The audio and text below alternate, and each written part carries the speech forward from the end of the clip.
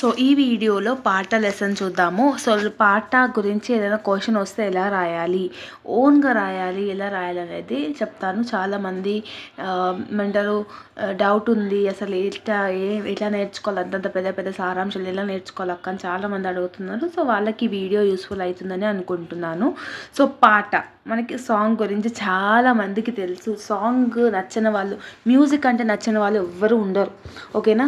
So ఎంత జనరలైజ్డ్గా answer రాయాలో ఈ వీడియో చెప్తాను. ఓకేనా. అసలు ఈ పాట భాగ్య సారాంశం ఏంటంటే, సాహిత్య ప్రక్రియలన్నిటికీ మూలమైంది పాట. భాష ఏర్పడక ముందు ఏ భాషలోనైనా పాట మొదలవుతుంది. పాట ఆధారం చేసుకొని తర్వాత మౌఖికమైన సాహిత్య ప్రక్రియలను మొదలైనాయి. సో పాట అనేది ఫస్ట్లోకి ఎగ్జిస్టెన్స్లకు వచ్చింది. ఈ పాట వచ్చినాకనే మనకి పద్యాలు కానీ కవితలు కానీ ఇవన్నీ మనకి ఏర్పడ్డాయి అన్నమాట. పాటను ఆధారంగా చేసుకొని తర్వాత మౌఖికమైన సాహిత్య ప్రక్రియలన్నీ మొదలైనాయంట. పాట చేసే పనుల్లో భాగంగా రూపుదిద్దుకుంది. అందుచేత పాట సరళంగా పాడడానికి సులువుగా ఉంటుంది. అంటే పాట అంటే మనకి ఎంత వినాలంటే వింటూనే ఉండాలి అని అనిపిస్తుంది. సో అంత లయాత్మకంగా ఉంటుంది, అంత స్వీట్గా మెలోడీగా ఉంటుంది. పాట రచనకు భాష పాండిత్యం అవసరం లేదు. గ్రామీణులు అంటే ఇప్పుడు పాట ఎలా అయినా వాడచ్చు. ఇప్పుడు ఎగ్జాంపుల్ చెప్పాలంటే మన ఇన్స్టాగ్రామ్లో ఒక రీల్ వైరల్ అయిందనుకో, అది తమిళ్ సాంగ్ కానీ కన్నడ సాంగ్ కానీ మనకు వచ్చేస్తుంది. ఎందుకు వచ్చేస్తుంది? నీకు తమిళ్ వచ్చా అంటే తమిళ్ రాదు, కానీ ఆ సాంగ్ ఎట్లా వచ్చేస్తుంది అంటే నువ్వు ఆ ట్యూన్ అనేది నువ్వు గుర్తుపెట్టుకుంటున్నావు. సో అందుకనే ఏ భాషలో అయినా కూడా పాటను నువ్వు ఈజీగా గుర్తుపెట్టుకుంటూ ఈజీగా ఆ ట్యూన్లోకి నువ్వు కన్వర్ట్ అయిపోతావు. అది గొప్ప విషయం ఈ భాషలో, ఈ పాటలో. ఓకేనా. నెక్స్ట్, పాట రాయాలి అంటే ఏమేం కారణాలు. సో పాట గురించి సాహిత్యంలోకి పట్టించుకోకపోవడానికి కారణాలు. పాటలను గ్రామీణులే రాశారు. సో పాటలను అనేటిది గ్రామీణులు రాశారు. నెక్స్ట్, పాటను ఉత్పత్తి కులవారే రాశారు. నెక్స్ట్, విమర్శకులు పాట గురించి పట్టించుకోలేదు, అందుచేత పాట ప్రాధాన్యం లేకుండా పోయింది. పాట తరువాత పద్యం, ఆ తర్వాత గేయం, క్రమంగా వచన కవితం వచ్చాయంటే పాట వచ్చినాకనే పద్యం కానీ గేయం కానీ కవితలు కానీ వచన కవితలు కానీ ఇట్లా డిఫరెంట్ టైప్స్ ఆఫ్ థింగ్స్ అనేది వచ్చినాయి అన్నమాట.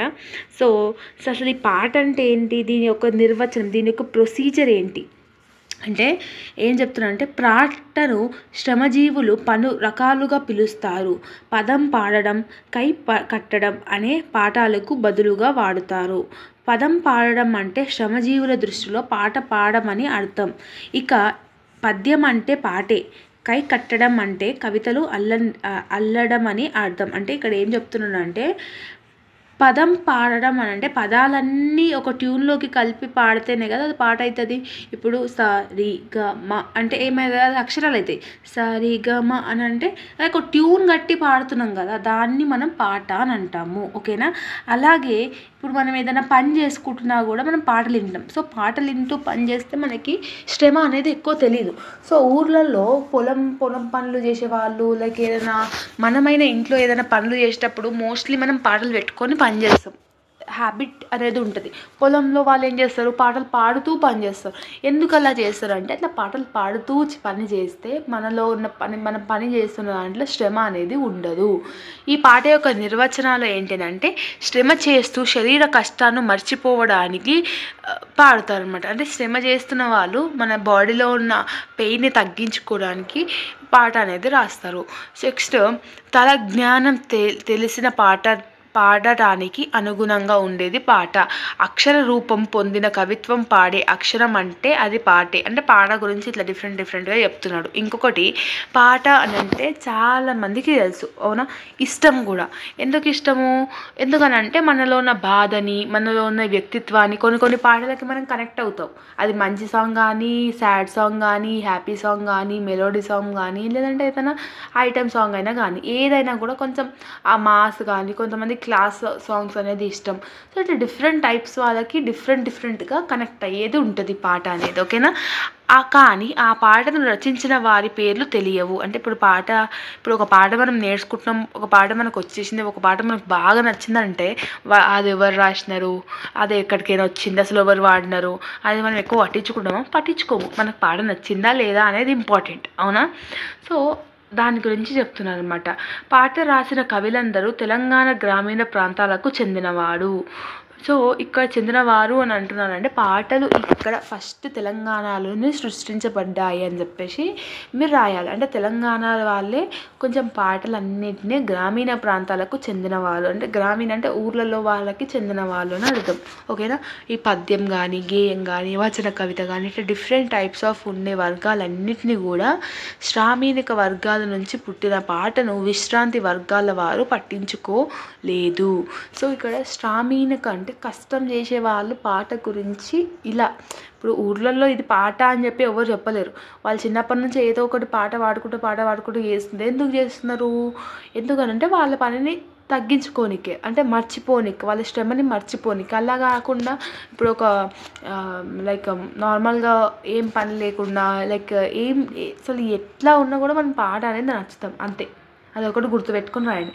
ఇవి నేమ్స్ ఇవి పెద్ద పెద్ద వర్డ్స్ అని అంటేనేమో ఇవన్నీ అవసరం లేదు.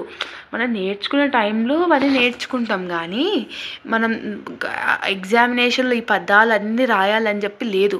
ఇక్కడ తెలుగు అనే లెసన్స్లో ఏంటి, తెలుగు అనే సబ్జెక్ట్లో ఏంటి అని అంటే మీకు ఎంత అర్థమైంది ఆ లెసన్ అనేది ఇంపార్టెంట్. మీరు పక్కా అదే రాస్తున్నారో లేదని ఇంపార్టెంట్ కాదు.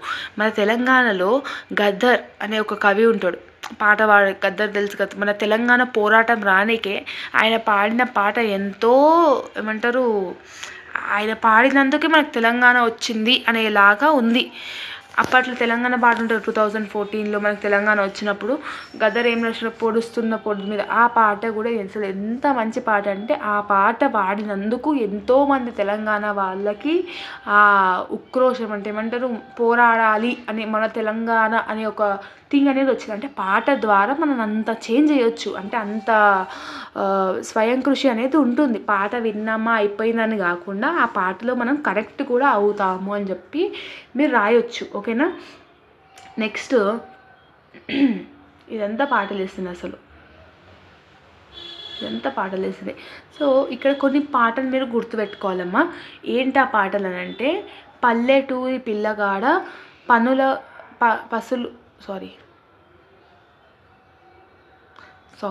పల్లెటూరి పిల్లగాడ పసులగాసే మునగాడ పాలు మర్చి ఎన్నాళ్ళయిందో ఓ పాలబుగ్గల జీతగాడ కొలువు కుదిరి ఎన్నాళ్ళైంది. అంటే దీని ఒక ట్యూన్ లాగా పాడాలి, కానీ నాకు ట్యూన్ లాగా పాడడానికి రాదు, సారీ ఫర్ దట్. అంటే ఇక్కడ ఒక ట్యూన్ లాగా పాడతాడు.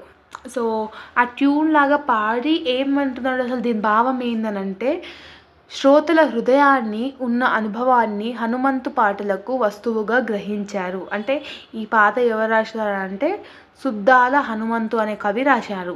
సో ఇదేం చెప్తున్నాడు, శ్రోతుల హృదయాలు ఉన్న అనుభవాన్ని హనుమంతు పాటకు వస్తువు. శ్రోతుల హృదయాలు అంటే మన మనసులో ఉన్న హృదయ భావాలను పల్లెటూరి పిల్లగాడ పసులుగాసే మునగాడ పాలు మరచి ఎన్నాళ్ళయిందో అని అంటున్నాడు ఇక్కడ.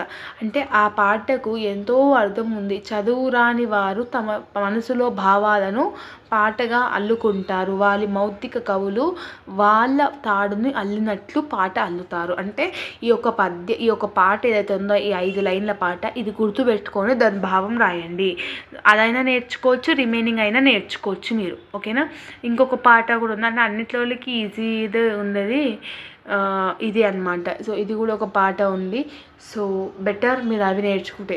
కావున కాకులరిసితే తలుపు తెరిచి పలకరిస్తాం, ఎవరెవరో వస్తారని చెప్పమని తొవ్వ చుట్టూ నిలుస్తాం, మీరు కాకమ్మాయలైనా వస్తారు మా బిడ్డలు, మా కడుపు తీపి తీర్చిపోతారా మా బిడ్డలు. అంటే దీంతో కంపేర్ చేసుకుంటే ఆ పల్లెటూరు పిల్లగాడ అనేది ఈజీగా ఉంది. సో అది గుర్తుపెట్టుకొని మీరు రాసి దాని భావం రాసి సరిపోతుంది. ఆడికి 4 పేపర్లు వస్తాయి. ఎలాంటి క్వశ్చన్ అయినా కూడా నేను చెప్పిన పాయింట్స్ గుర్తుపెట్టుకొని రాస్తే సరిపోతుంది. ఓకేనా. See all next video. Bye everyone.